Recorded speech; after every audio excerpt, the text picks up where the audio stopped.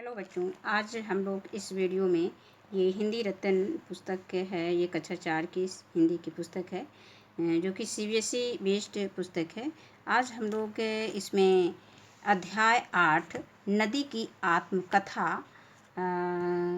की कहानी को पढ़ेंगे और इसके बाद हम इसी वीडियो में इसके अभ्यास प्रश्न भी देखेंगे। तो सबसे पहले हम देखते हैं कि नदी की आत्मकथा, इसमें हम इसके पाठ प्रवेश को पढ़ते हैं कि इसके विषय में मतलब इस पाठ में किसके विषय में चर्चा की गई है। जैसा कि नदी की आत्मकथा नाम से ही पता चलता है कि इसमें नदी के बारे में, नदी के विषय में बताया गया है। अब हम पढ़ते हैं पाठ प्रवेश। प्रस्तुत पाठ के लेखक ने नदी की आत्मकथा उसी की जुबानी सुनाने की भरसक कोशिश की है।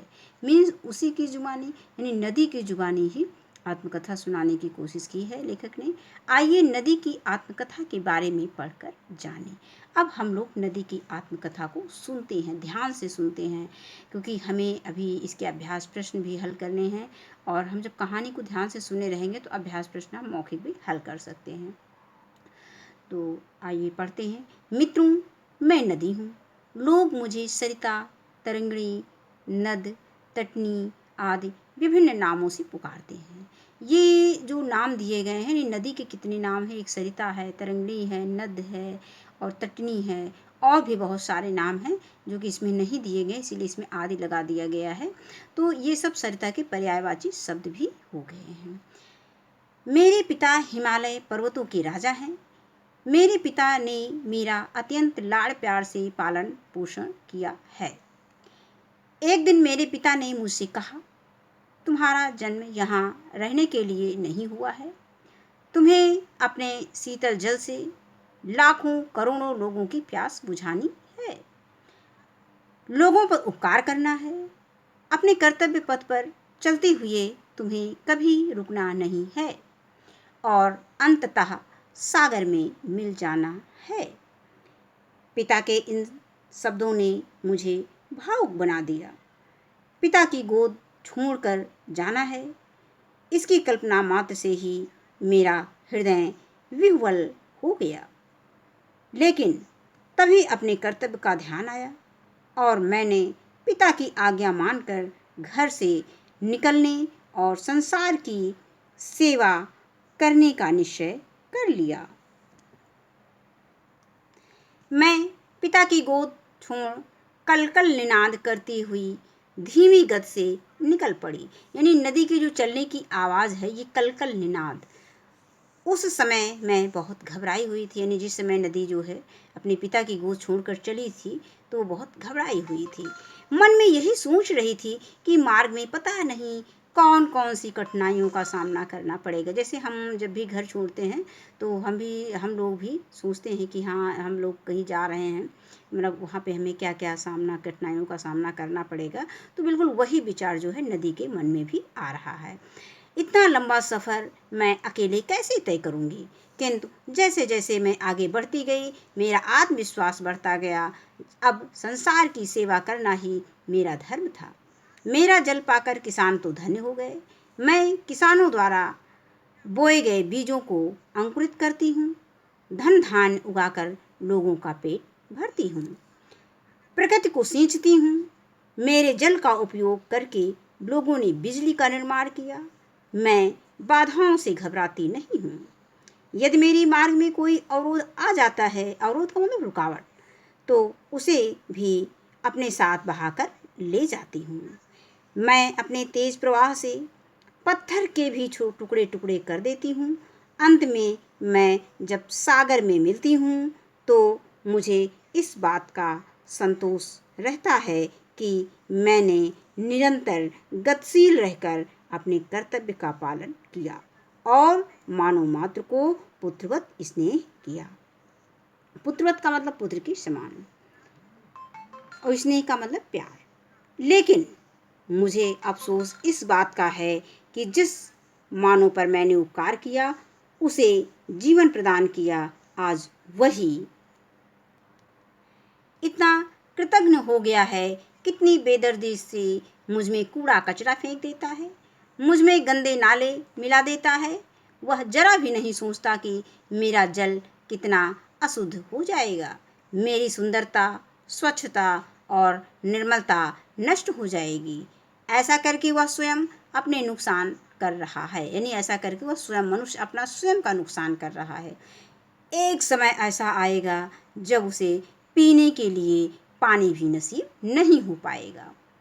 मैं मनुष्य जाति को चेतावनी दे रही हूँ कि यदि वह मुझे इसी प्रकार प्रदूषित करता रहा तो मेरी भी सहन शक्ति एक ना एक दिन समाप्त हो जाएगी।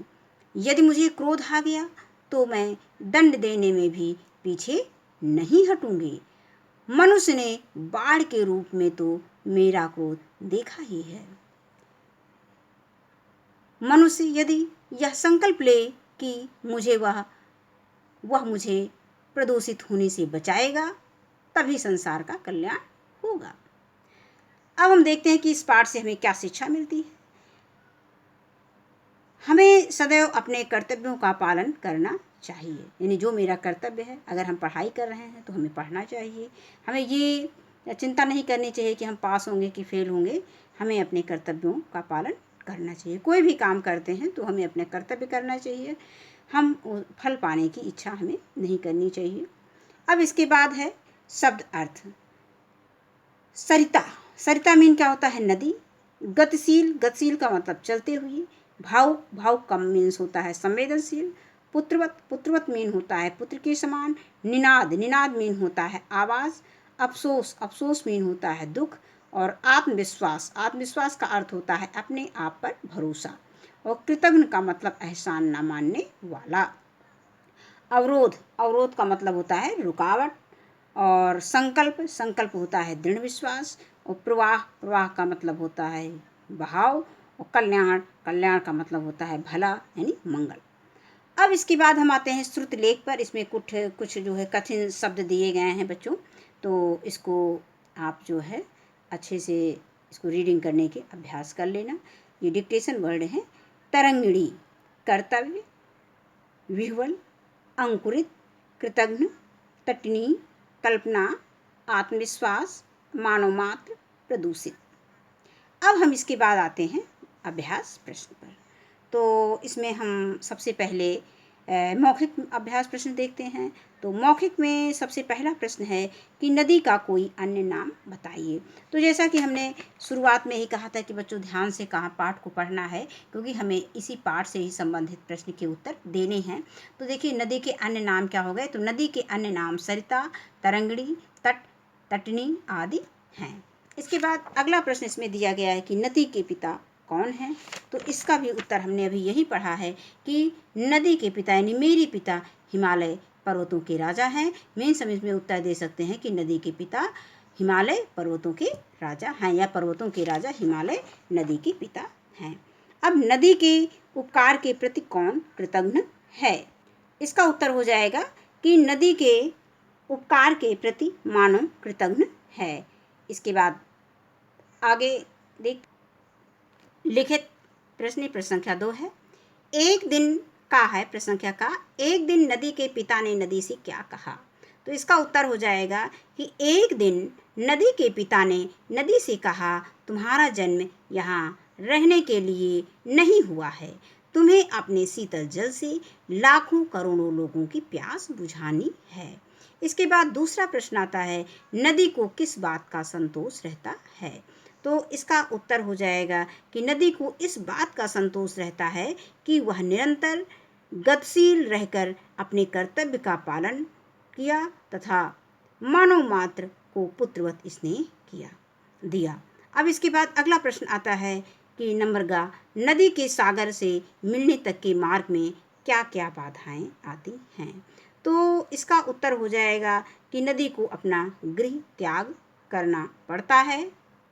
मनुष्य बड़ी बेदर्दी से कूड़ा कचरा नदी में फेंक देता है तथा नदी में गंदे नाले भी मिला देता है। तो इन सब कठिनाइयों का नदी को सामना करना पड़ता है।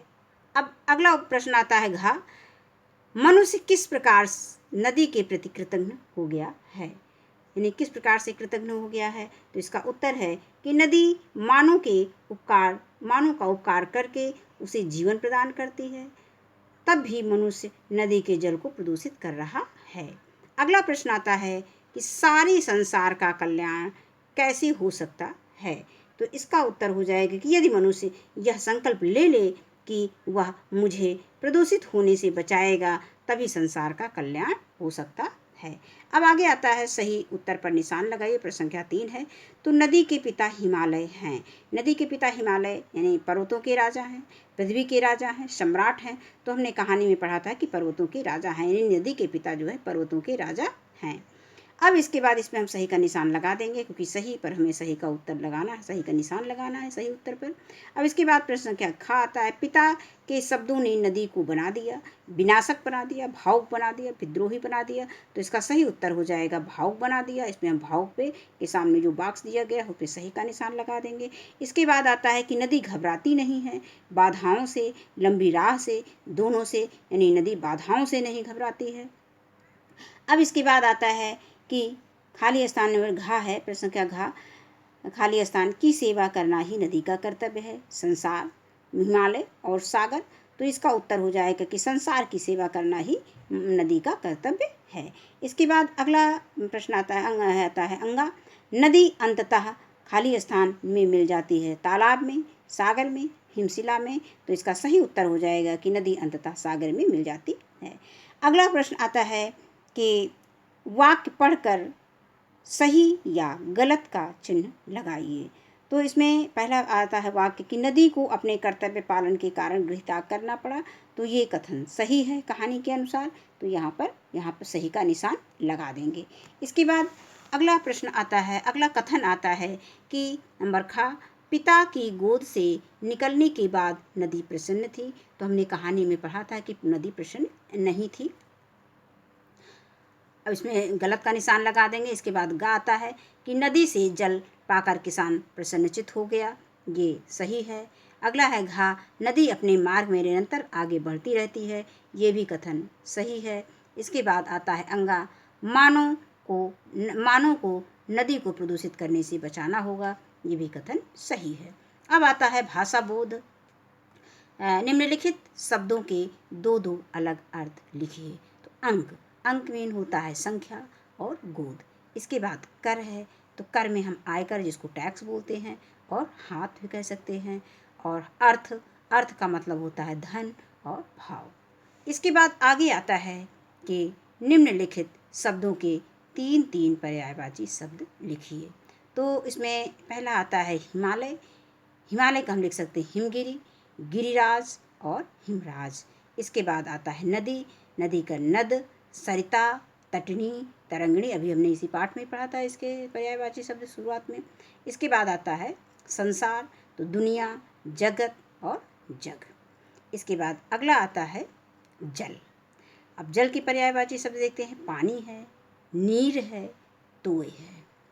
अब आगे आता है कन्या। कन्या का पर्यायवाची शब्द क्या है? कन्या को हम क्या कह सकते हैं? बेटी भी कह सकते हैं, पुत्री भी कह सकते हैं और क्या कह सकते हैं? बालिका भी कह सकते हैं। तो इस तरह से ये पाठ के प्रश्नोत्तर समाप्त होते हैं। इसके बाद एक आप लोगों को करना है कि अपने शब्दों में किसी फूल की कथा लिखिए। तो ये आप लोगों को कोशिश करिएगा। और इस वीडियो में बस इतना ही। वीडियो देखने के लिए धन्यवाद।